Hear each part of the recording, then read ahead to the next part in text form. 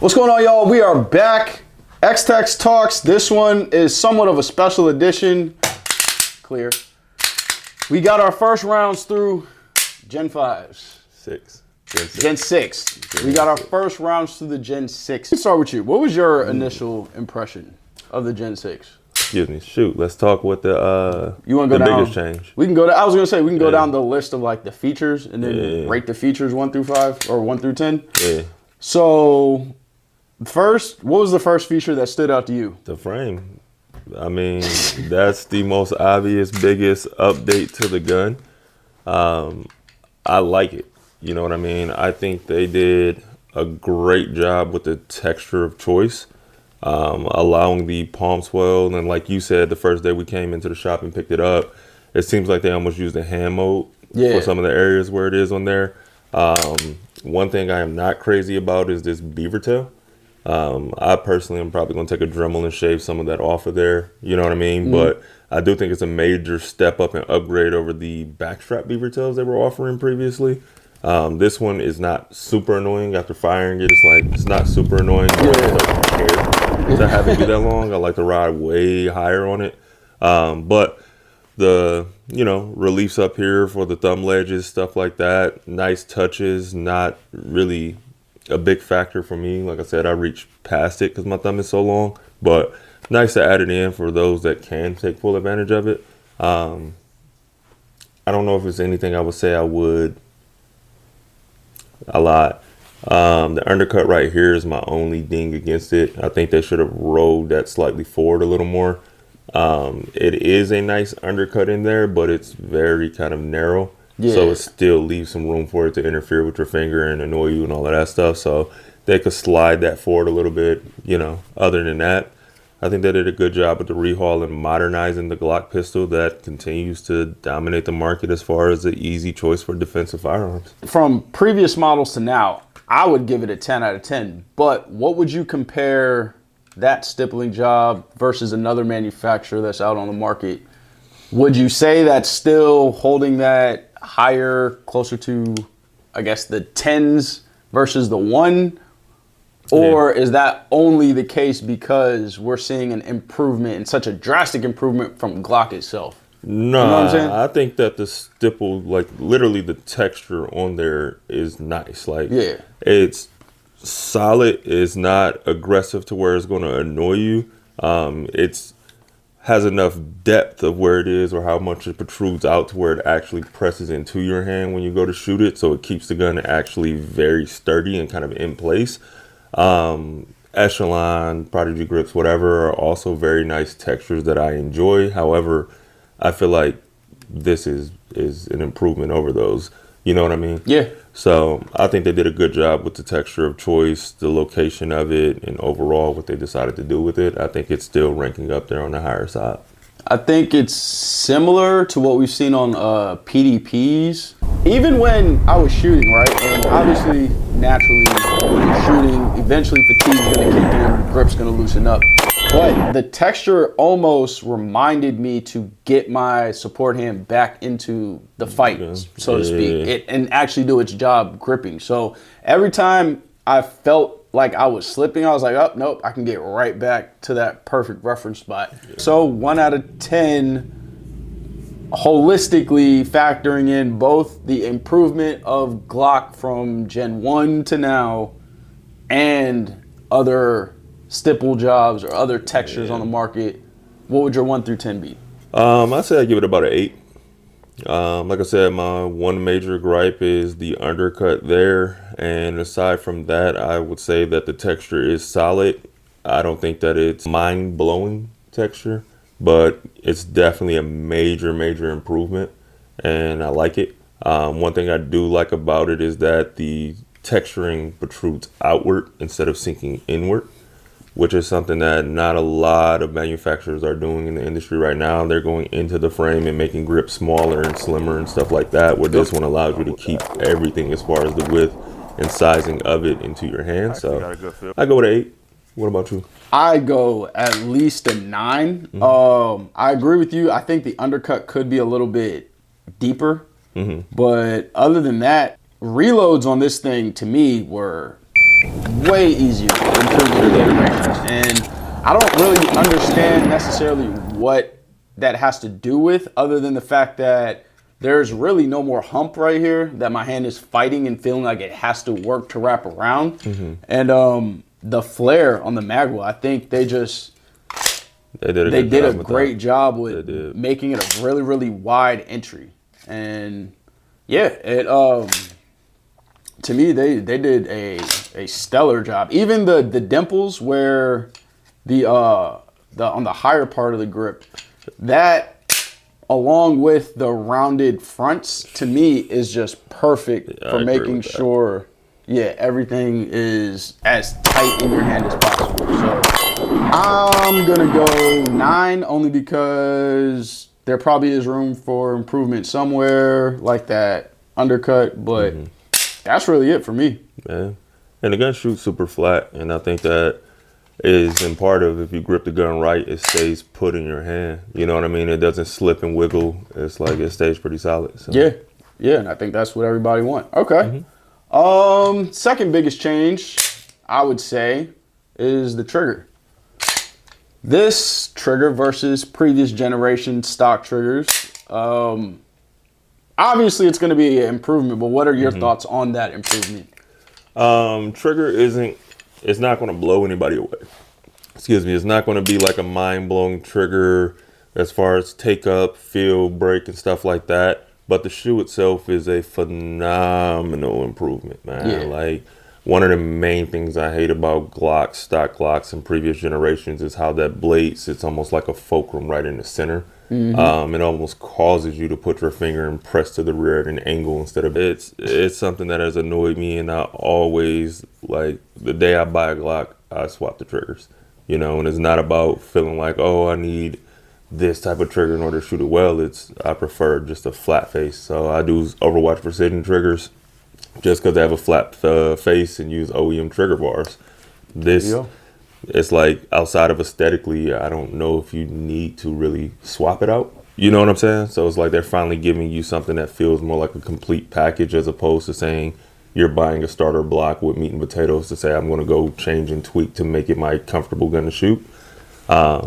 But the trigger still has some creep, grit. You know what I mean? It's a little bit of slop in there that you can feel kind of skip as it goes, as you start to build through it. But again, it's a combat duty firearm. There we go. Am I going to complain about that? No. Right. You know what I'm saying? So trigger, as far as the 10 goes, is not anything that I'm writing home about. But like I said, for what it is, I give it probably about as improvement. Oh, I'm giving it a 10. An improvement over other generations. Don't get me wrong.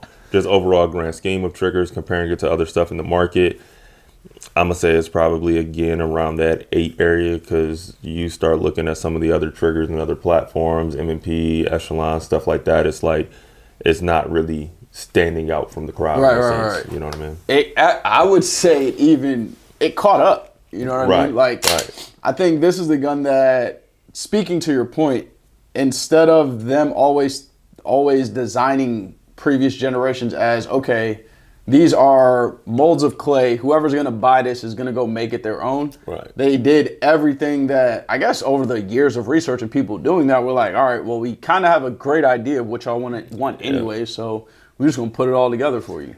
I mean, my overall take on it is that Glock is going to continue to give us a Glock. You know what I mean? And I think a lot of people are waiting on them to do something revolutionary and become a new gun, when they're like, this is our product, this is our gun. What they continue to do is modernize it to play catch up. Right. And they modernize it in a way of putting important features onto the gun to give you the same gun, which people complain about. It's the same gun over and over again, but it's like, they don't want to give you a different gun. Right. They just want to make the gun that they already have that more works. modernized. Yeah. So I agree.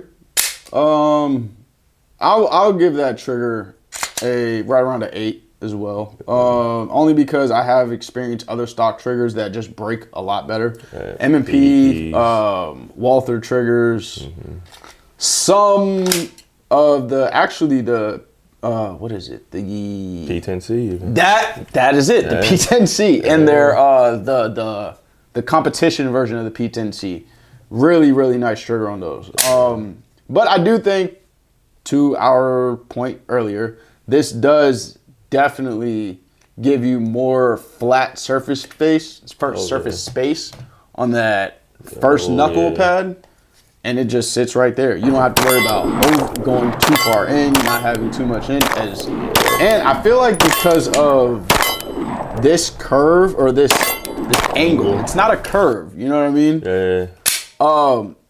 It gives the rest of your finger somewhere to just sit without having to work. Right. I don't really know how to explain it, but to me, my finger stuck to this trigger way better. The nice part about it is because of how this trigger actually kind of hinges on that fulcrum, when you get to the rear of the wall, it's almost like at a vertical spot at that point. Yeah. So it feels like you're just having that straight press back and not rolling at an angle, not hooking and feeling it like there's no double hinge or anything. Yeah, so it feels good. You know what I mean? Like, that's one thing, honestly, I cannot really gripe about, especially given the fact that we took the initial first shots, right? Right. The guns aren't broken in. We know over time Glock triggers smooth out, they get refined when you start getting higher round counts through them. So I think once these kind of polish up and work themselves in as we continue to put rounds through them, it's going to feel even better with time. You know what I mean? Mm-hmm. But I mean, you get yourself a little 50-cent trigger job on there and buff up that trigger bar. I think you'd be having a trigger that you're really happy with, as opposed to feeling like you got to swap something into it now. Yeah, I agree. And that's one of the things I was excited about, is how that trigger is going to feel once I get 1,000, 2,000, 3,000 rounds into it, for sure. Oh, yeah, for sure. You start getting into some higher round counts, especially if you hit 5K with one of these, man, that trigger is going to be like no-brainer, easy plug and play, for sure. Okay, cool. Well, working our way up the gun. Yeah. The slide. Serrations. Yeah. I like what they did with the serrations. Yeah. You know, it's simple. It's not anything crazy. But the fact that they have them kind of tapered in a sense to where you get so much leverage at the top of the slide, which is typically, if you're doing anything overhanded, you're running right across the top edges of the slide and stuff in it. I think that was a nice touch. Yeah. You know what I mean? Getting deeper. Almost is like edged a little bit. Like it's not sharp where it's going to cut you, but you know when your hand is definitely there. You get in there, it bites into you. You know what I mean? You feel solid with it. Some of the previous generations, you definitely can, well, it ain't like it's a whole lot of them with front serrations, but you can get that slip feel. You know what I'm saying? So. Yeah, and just like you said, it's that's a good word, tapered. You can tell if you just turn it to the side, you can see how the depth of the serrations just increases the more it goes up, and obviously where you're actually gonna have to rack back. So I can definitely feel the friction, and this I don't have to grip nearly as hard. But yeah. And then I think I haven't figured this out completely yet, but I think they went back to a different finish on these slides, because I had my Gen 5 45 slide on my 19 frame, and you can just tell that this is way more polished, you know, just aesthetically wise. I don't care if it's a Glock. I'm going to beat it to hell anyways, but just to know that my slide can take a little bit more durability is pretty cool. Yeah. And then you got a workhorse that isn't going to look like it's been working its life away. It's a workhorse that almost looks like a show horse. Yeah, but yeah, and then obviously the biggest improvement of the slide is everything is optics cut. And similar to the Echelon and the RXM, you can drop pretty much every footprint you want on that slide. The box. Yeah. I think that is going to be a very, very big win for them. Yeah.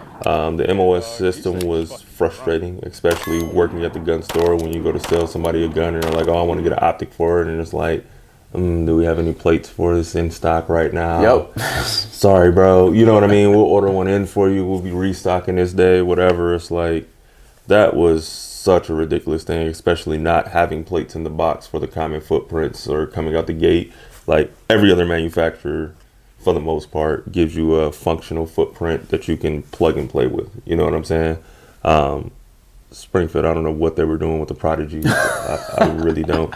Like, who the hell is running a Hex Dragonfly? Yeah. And why is that the plate you chose to put inside the box? Like, but yeah, I think that's a major win for the consumer of being able to say I can put an optic right onto my gun. Yeah, I agree. For me, 1 out of 10 for the slide, probably a 10. The serrations upgrade, finish upgrade, and optics ready. Like, I don't know how, well, they probably do, because that's probably why they did it, but an optics ready Glock, obviously we saw them starting to get into that phase with the Gen 5s. Really starting with like the slim lines, like the 43Xs, all those. But now that we have, like, they dropped Gen 5 MOSs after everyone had already went out and got theirs cut. So it was like, I don't need this. I already got my Gen 5 cut. Whereas that is like, all right, not only is it already optics cut, I can drop whatever optic I want on it. It's not designated to that specific light or that specific dot. So, yeah. So that's an interesting point, right? Because there are still guys out there that prefer a direct milled, get my optic on there as low as it can be, direct for the footprint. Because for the most part, once you have your gun set up, you don't really swap out optics. No. You know what I mean? Yeah. Like, you may try a few on the initial aspect, or I just want to test out some optics to see, but it's like, once you figure out what's going on that gun, that's what's going to live on that gun. Yep. You know what I'm saying? So do you feel like the whole plate system, multiple compatibility is worthwhile? Yes, because of technology. Perfect example, Vortex just came out with enclosed emitter dots with solar panels. Those don't necessarily take the same footprint as that RMR Metro light, but if I wanted to swap to it, all I gotta do is pop that one off, pop that one on. But that's one of the areas where we see a lot of guys would have trouble with getting something that can work for their gun. Or you would have to use a plate that set it so high up that people were like, I'd rather just direct mill it. You know what I'm saying? So don't get me wrong, we do a lot of T&E stuff. You know what I'm saying? So we're constantly using different stuff, trying out different stuff, whatever. From time to time, I typically would use new guns to do my T&E because it's like, once I got what's going on there, it's like, I like it. That's my setup. I'm comfortable. I learn it in that capacity. And it's like, boom, something new come on. I'm like, what else? What happens if you break it though? I mean, at that point, you can either get something that's new that technology did, or you go back and get the same old faithful, you know? My case use, I think, the configuration of being able to do multiple optics is beneficial. I do think that it leaves some aesthetically things that I don't really care for sometimes when you use that. Like the echelon, for instance, that is such a wide cut. Yeah. That is like, no matter what optic you put on there, it's like you got half a foot before and after it sitting on there. You know what I mean? Yeah. But nonetheless, it's just, for my case use, I think I support it. I appreciate it, but I know a lot of guys out there that always gripe about saying they prefer to just direct mill. You know what I mean? So 1 out of 10 on the slide for you. That's I 10 out of 10 improvement. Oh, 10 out of 10 improvement. Yeah, I don't think that's even a debatable conversation for anyone that's dealt with MOS. They're going to be much happier with this. Sights. 0 They out still of 10. suck. Yeah. Still suck. Still your typical Glock sights. They're still the plastic polymers that are going to be replaced by everyone at some point. If you care to even run them or notice them instead of your dot, whatever, that's not a win for your generation. Maybe Gen 7, we'll see sights roll in. They take that into consideration. No. I if we could put money on that line right now, I would still say no. But see, the thing about it that... And we got, what, another 10 years before the next year? We'll probably be at laser guns by The thing about it that makes it almost frustrating is that all of the blue label versions you can get with real sights. Ameriglows, whatever, it's like they'll give you real sights. Why not just make it simple and streamline that across the board? You know what I'm saying? Production cost. Oh, no, for a fact. It is a fact. Production cost. Fuck it, I'll say it. Those cost them 2 cents per set. True, right? So, but my thing is, if you're already going to be having a product line where you're doing it, Wouldn't it just make more sense to not have to worry about producing these at all and just keep rolling them through? And you sell the blue labels for cheaper than you sell. That's what I'm saying, bro. So it's like, it's almost weird to me that they choose to keep doing that. Just because I forgot to rate the sights, and they're still Glock sights, that's for sure. I mean, I'll be real with you. I'm just stick with a 10 just because they didn't degrade it. We already know and expect that with the gun. No, but that's still a flaw that they should have fixed. To your point, they should have fixed. Valid. I would love to see that. Like, even if it was just a 3-dot system that is easier to teach people on, it's cool. But regardless, thank you for the optics ready slide on a stock Glock. Sure. I'll take that 10 times out of 10. For sure. Oh, all right. We've done the breakdown of the actual gun. Shootability and performance, comfortability, weight in your hands. How did you feel when it was actually performing? Yeah, I felt like the gun did its part. I feel like it was more of me and my input of getting used to the Glock striker fire trigger again that I have to get back to. Like I said, I think it's an improvement over the original trigger. So the gun itself felt really good in the hand and firing. It's just, you know, I got to do my part of familiarization and getting back in the game with using the trigger system, and I got no complaints about that. I think firing the gun as a whole, like I said earlier, it stayed super flat. It felt good under fire, the recoil, the impulse, all of that type of stuff. Glocks in general, I feel like are pretty easy to shoot as a whole. Grip angle was something that I definitely needed to get back used to. Coming out, presenting the gun, I had that front sight. It was about halfway, you know what I'm saying, point above my rear sight, just because it was like, oh yeah, I forgot. I gotta keep that wrist a little more down with this one. You know what I'm saying? But other than that, the gun running did its thing, so I like it. All right, 1 out of 10. 1 out of 10. Coming from the double stack 1911 world too. All right, so coming from the double stack 1911 world, that's gonna shift it. I feel like I'd give it about a 7.5 at that point. Double stack 1911s are going to track and shoot extremely flat very easily, directly rearward to you instead of flippy at the muzzle, as well as the fact that that trigger that's not even a conversation of comparing. You know what I'm saying? So I go 7.5 on that. I got you. I'm gonna go 9, only because I kind of have the opposite philosophy. Yes, 2011s are cheater guns, but to me, 2011s have more to think about when you're drawing it, and reloads and just manipulating the gun in general. So for me, coming from an RXM to this, I could 100% feel how, and even on the RXM, the thumb ledge that it has, it's very nice, but I would say this one's better. The texturing is better, and I was able to subconsciously manipulate the gun, even though it was essentially reintroducing a new gun to my muscle memory. And even though I'm used to the platform, you know, it's always something different. You're like, you can get your car in a newer year, it's gonna feel like it, but you still got to get used to those first initial feelings of it. Every 2011 even feels different, right? Yeah. And that's basically the same spec across the board, but yet each one, the grip feels slightly different in it. So your holding gets slightly different.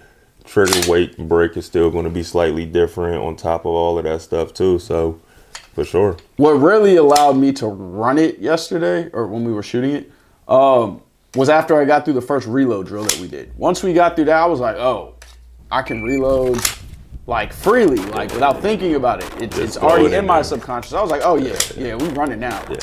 And the trigger was better. I'll give it a 9.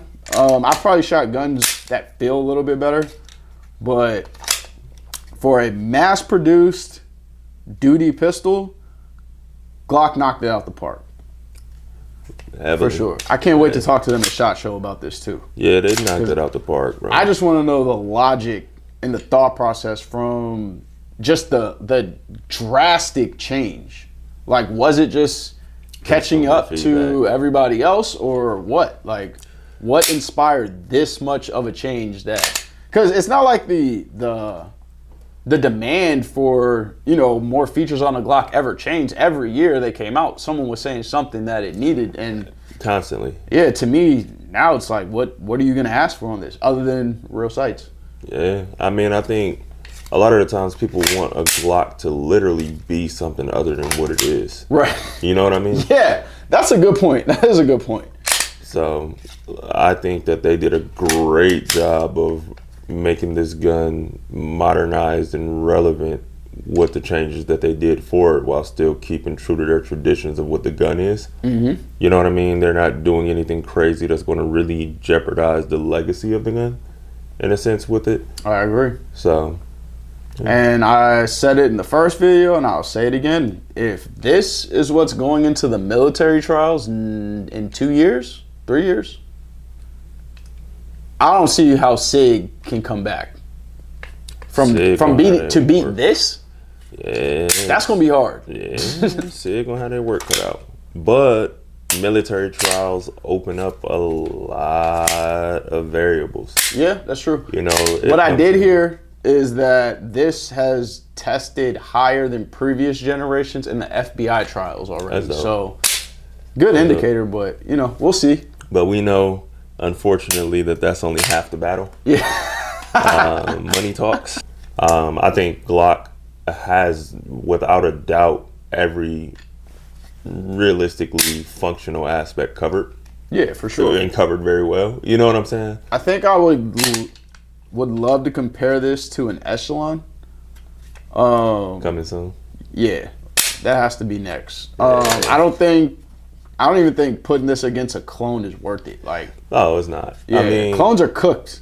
I think clones, and it was funny, I was talking to a customer about that today, especially with clones being Gen 3. A lot of people love the Gen 3 aspects, but I do think that there are notable improvements in this Gen 6 that kind of make it like, why do I want to go get right? Yeah, I have the grip texture, I have the functionality, I have the feel and the reliability of the actual OG OEM. What's the need? Yeah. Other than somebody saying they don't have it in their budget to purchase that. Yeah. Stop. Yeah. Like to this very day, we can see a lot of stores still selling Glocks $100 over the price that they need to be sold at. Yeah. But to that point, or I guess speaking to this platform, this gun for $620 that's not bad. Not at all. From the usual, I think I paid $554 for my Gen 5 45. I got my 19 used, so that was cheaper, obviously. But for my 17 that I bought during COVID, I paid $750 for that. But you couldn't get no Glocks in the country at the time, so I was kind of paying for that part. But that's real. Yeah. So you just brought up two things that are interesting points, right? One, the price being $620. What do you think that does for the Echelon crowd, being that it's now cheaper than the Echelon? And two, what does it do for police trade-in market? Do you just go get the Gen 5, Gen 4 for $350, $380? Or do you pay the $620 for the Gen 6? I think that all depends on what you want to do with it. If you're going to end up putting an optic on it, just get a Gen 6. I'm actually just going to leave it there because everybody should be putting optics on every one of their guns. So if you're going to put an optic on your gun, which you absolutely should, get a Gen 6. If you can find one of those later generation 5s that started coming out with the MOS system, maybe, but no, I'm going Gen 6. I feel you. I just, there's really, to me, no more justification to go back in time. And I've seen people actually say that online, was like, I'm not too impressed, you might as well just go get a used Gen 5. And it's like, okay, I get a used Gen 5, let's say I pay $450 for it. How much is my slide cut gonna cost me? Yeah. How much is the optic gonna cost me? Then I gotta wait for all of that. Yeah. Or I can just buy a Gen 6, and have a professional in the store mount my optic for me, let the Loctite dry, and I'm gone. You go. So yeah, streamline yourself to training is what I would say. So go with a Gen 6. Fair. Yeah. That's very fair. I think traditionally in the industry, I've seen a lot of the guys that come in looking for guns, looking for something in the 3 to 5 range. right? That's everyone's That's magic fair. number when they walk in the door. And then they say, I want to get a Glock. Everybody says I should get a Glock, right? And then they go over there and it's like, you can get a non-MOS for 540 or you pay 620 for an MOS, right? I would say it's about a 70% just go for the MOS. The other 30 is like, oh, maybe I'll just go get a meal later if I decide I want to do that. You know what I'm saying? Mm-hmm. So I think there's still going to be relevancy to the police trade-ins for people that want to pick up something that's more affordable for them. But I think that overall, the beneficial choice is to just go get the Gen 6. Yeah. And if you're one of the people that already have a previous gen and you feel like, is this worth upgrading to? I think that heavily depends on how much you shoot and how much you care about the creature comforts that are really rolled out into this. Because I think it is a superior setup going with Gen 6. So for me, as somebody that buys guns frequently, a Gen 6 is a no-brainer. I mean, you seen, I was like, bro, it landed in the store. So are you snagging. Are you speaking to the professionals or just the people that are coming in civilian side? Civilian side, mostly in that last statement. Then I wouldn't even say Gen 5. I'd tell them to get an RXM. Just because I personally have carried an RXM for a year now, put 10,000 plus rounds through it, didn't have a single malfunction, ran like a champ, feels better than every previous generation. Most people are going to be right-handed anyway, so they're not going to have the problems that I have. So yeah, I would have told them, yeah, if you want something like this, but you don't want to pay that, get an RXM. Get an RXM? Yeah, because I'm just not a fan of going back in time to where you can't put an optic on it. Yeah, I don't see a reason for someone that's using it for professional purposes to go with a previous gen. Yeah. Just being real. At that point, this has major improvements that are worth the while, especially in a professional capacity, duty capacity, even simply down to the slide serrations, just the small minor improvements, the trigger shoe, all of that type of stuff, let alone before you get to thumb ledges, grip texture, overall grip feel, mag well, all of that stuff. Like, just stop at the slide serrations, and it's like, why would I go with something that's slicker, slimmer? Yeah. You know what I mean? And it's a weird dynamic too, because I would only recommend this, and if I didn't recommend this, it wouldn't be a Glock that I would recommend. Yeah. Like the Canik Prime that comes with a optic on it now. Like, everything you need. and I think that gun's what, 740-ish? It's like 750 with the optic, 600 without. Yeah, so unless you're, it's Gen 6 or nothing, to be honest. I mean, when it comes to choosing a Glock, it's Gen 6 or nothing for me. And I feel like in a professional aspect, why am I looking to try to say where am I going to shave and penny pinch? Right. It's something I'm using. Yeah, that's a legitimately great point. That's a great point. If you're working with it, definitely go with a Gen 6. Yeah, we can do an overall package. Overall rating, I guess. 1 through 10, overall, everything all encompassing. Yeah. Overall, all-encompassing, I'm going to say on the improvement side of that, it's a 10. Comparative in the market, I'd probably say as far as striker fire duty guns go, I'm giving it about a 9. As a Glock fan, as I've said 1,000 times by now, I've probably shot better striker fires at some point in my life, but the way this one felt, pretty much love it first shot. It gives you confidence. Yeah. It actually gives you confidence, you know what I mean? And I think, like you said, there's a lot of striker fires in there. And I don't consider myself a Glock fanboy or a culty, but I own a lot of Glocks, and I would consider if I'm going with a striker fire duty gun, it's one of my Glocks I'm grabbing for that purpose. Yeah. You know what I'm saying? So yeah, I mean, that's really all we got for you guys. Stay tuned for more, because we are at exactly 250 rounds through this one.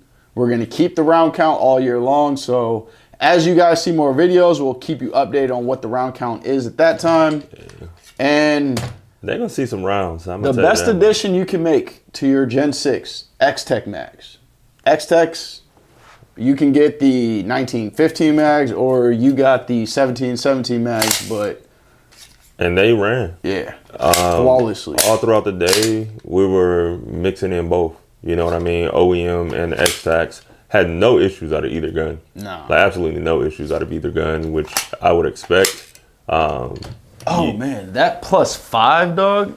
I don't know if I have one in here, but that +5 base plate reloading. I'm gonna bring it and I'm gonna do a separate video, but ours is slightly longer than Strike Industries, right? Okay. And doing reloads, what I noticed was like, oh no, I want that extra length to draw from because it's less that I have to think about when I'm seating the mag Right. into the gun. So I was like, oh yeah. And then the texture being as identical as it's gonna get to this, I was like, yeah. Jeremy did his thing with that one. Definitely felt good. Definitely nice for sure. And I agree. When you do the base pads, it is nicer to have more. to be Yeah, able to- more real estate. Yeah. Especially like you said, that finish and seating. It's like the slimmer it gets, the more you feel like you have to move your hand and fight it into the gun versus feeling like it's already there. Yeah. So, But that's all we got for you guys. Stay tuned for more. Like, subscribe, comment. Let us know what y'all think of it. Call us cult members, whatever you want. Blah, blah, blah, blah. Just engage. And we're out.